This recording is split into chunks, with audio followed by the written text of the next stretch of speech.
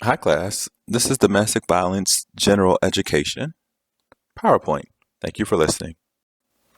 So domestic violence formal definition is the use of intentional emotional, psychological, or physical force by one family member or intimate partner to control another. Violent acts include verbal, emotional, and physical intimidation, destructions of the victim's possessions, maiming or killing pets, threats for forced sex, and slapping, punching, kicking, choking, burning, stabbing, shooting, and killing. So the judicial interpretation is the level of criminalization focuses on the habitual pattern and consultation of acts listed in the definition.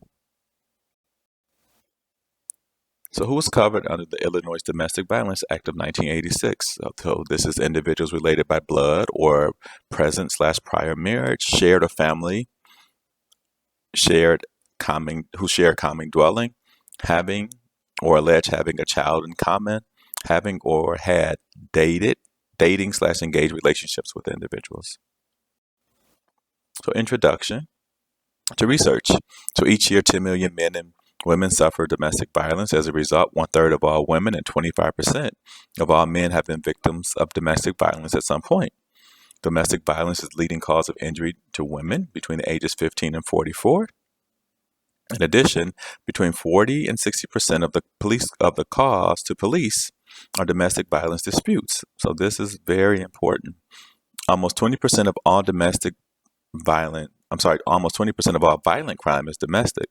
20% of domestic violence involve a weapon. The presence of a gun increases the risk of homicide by 500%. This is a very serious topic, and so we definitely need to be aware of this. So the effects that domestic violence has on the overall economy. The total cost to the economy is $67 billion. We might say, well, why is it so high? Well, more than half of American cities cite domestic violence as the top cause for homelessness.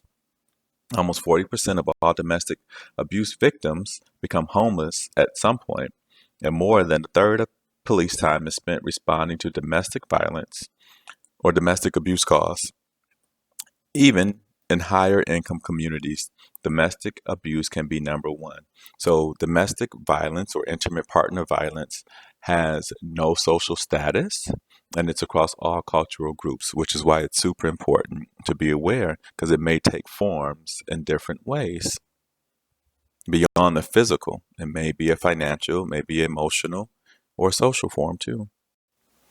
So also the cost to victims is $8.8 billion. Roughly, the annual cost of victims of domestic abuse is about this amount. And this is according to the National Institute of Justice. So this incorporates health-related costs of domestic abuse, which exceeds $5.8 billion annually, and $4.1 billion of which is for direct medical and mental health services. So even 5 years after the abuse ends, healthcare costs for women with a history of domestic abuse remains 20% higher than those for women with no history of abuse. The cost of businesses is about $5 billion. And this is primarily due to lost time, productivity, and healthcare costs paid by the employer related to employees who are victims of domestic abuse. And domestic abuse victims experience difficulty in the workplace. This results in, of course, lost productivity. They said over 7.9 million paid workdays are lost per year. For example, a wrongful death action against an employer who failed to respond to an employee's risk of domestic abuse on the job could cost the employer $850,000 over time. So this is a very, very important issue, and we definitely need to be aware as social workers and as members within the helping professional, because we may see intimate partner violence or domestic violence in many different ways. Although women of all races are vulnerable, African Americans experience domestic violence at significantly higher rates. I would say African Americans, and second would be individuals who are of Latin American descent. So those are things to note. So the battering personality has these type of attributes, right? They typically are jealous. They use some form of isolation on their partner, some form of control on their partner. They have this bipolar personality, this Dr. Jekyll, Mr. Hyde. They may threaten children, may be very critical of their partner, and denies the physical abuse or severity of physical abuse. So they may blame others for their action, have an explosive temper, abuse animals, make suicide attempts as a way to controlling their victims. They may be hypersensitive and playfully use for sex, and then also may be verbally aggressive. They typically may have a history of past battering or offenses or threats of violence, and they may have a history of breaking or striking objects, and they may use any force during an argument to have control of the situation and of the person or their partner. So this is just the power and control cycle. So I would definitely read through this and become familiar with this. This will definitely help you greatly as a clinician just to be aware. This is another cycle for a healthy relationship, so this will be great to look through in more detail and also be aware of. Some great things here are the honesty, self-esteem, respect, freedom, negotiation, and trust. And they all support one another, right? And they keep the person to be productive, empowered, feel secured, encouraged, happy, proud, safe, confident, motivated, respected, and valued. So this is just the phase that we typically see with intimate partner violence or domestic violence. There's a honeymoon phase where nothing's going on, then a tension building phase, the explosive phase when usually the action or the violence is occurring, or whether physical violence or verbal violence or isolation, those things are occurring, and then there's this reconciliation, right? And it goes back to the honeymoon phase. So this is great to note as well. So how do you know if you're in an abusive relationship? Well, if you look through any of these attributes, and this might be you, I think that you may want to reach out for help, and we'll talk about that very soon. So some of these things might be if you have a partner that has these things: jealousy, controlling, unrealistic expectation. They're isolating you, blaming you for others or blame others. You may have this bipolar or Dr. Jekyll, Mr. Hyde personality. Past history of battering and violence. They may be hypersensitive, verbally abusive. So these are just some of the things. So then you ask, why do people stay in relationships or violent relationships? It may be many different reasons. It could be from hope, fear, shame, social or cultural pressure, which is very important. They may have low self-esteem, the psychological aspect, financial reasons, social, children, social, or other reasons, right? So we need to have a heightened sense of this because there may be an underlying reason which relates to these attributes as opposed to why the person stays in the particular relationship that has domestic violence or intimate partner violence. So what can you do if someone you know is being abused? Be gentle when questioning. Become empathetic. Please avoid judgment and stereotyping. Reinforce that it's not their fault and show concern and give them a number to, some hotline or assistance. You can also call the police and encourage the individual to plan for their safety with professional support. So these talks about what an order of protection is. An order of protection is a court order which restricts someone who has abused a family or household member.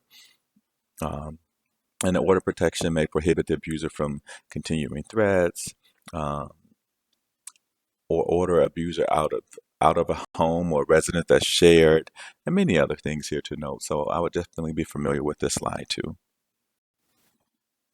So then, in regards to legal support, right? So this is going back to things that may be required for the perpetrator. Require abuser to attend counseling, require abuser to turn weapons over, or prohibit abuser from other actions. So we're talking about that order of protection still here. So to obtain an order of protection, you can contact a domestic violence program for help completing any forms that they may have. Ask your attorney to file an order of protection in civil court. Request an order of protection with a divorce.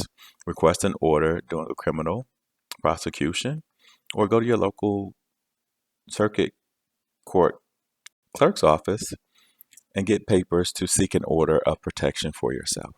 So many different ways, and we should be empower our clients to do these things too, or at least giving them this option if they decide that this is something that they want. So law enforcement responds. So law enforcement will try to prevent the further abuse by arresting the abuser, or driving the victim to a medical facility or shelter or a safe place, or arranging for transportation to a safe place. They may accommodate the victim back to the home to get belongings and to help with that, and may tell you about the importance of saving evidence such as damaged clothing or property, and taking photographs or injuries to support any cases you may have, legal cases that you might file or may have. So criminal prosecutions: if an arrest wasn't made and you wish to seek criminal charges against your abuser, bring all relevant information, including the police report number, and this to your local, and a form to your local state's attorney. You may want to contact a domestic violence program so they can help you navigate through the system. If your abuser contacts you after arrest, if the abuser contacts you after your arrest, they may be charged with a crime, and you or another victim who is in a family. I'm sorry, let me repeat that. If the abuser was charged with a crime and you or another victim is a family member or a household member, the abuser probably was ordered not to contact you for at least 72 hours. If the abuser does contact you soon after an arrest, you should call the police, because the abuser can be charged with an additional crime, which might be violation of bail bond.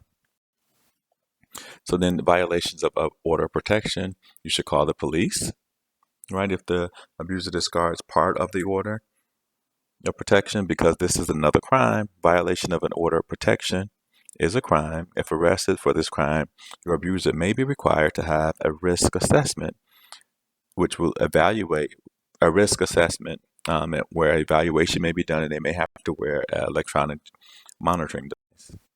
So where can you go to help?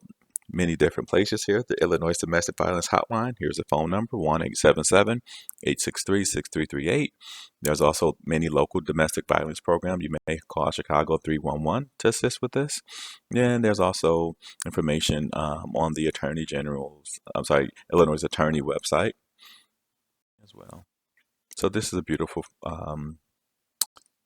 poem/story. So I would read this over and help you to be inspired and to want to help individuals who may be having intimate partner abuse or domestic violence. Thank you. Have a wonderful day.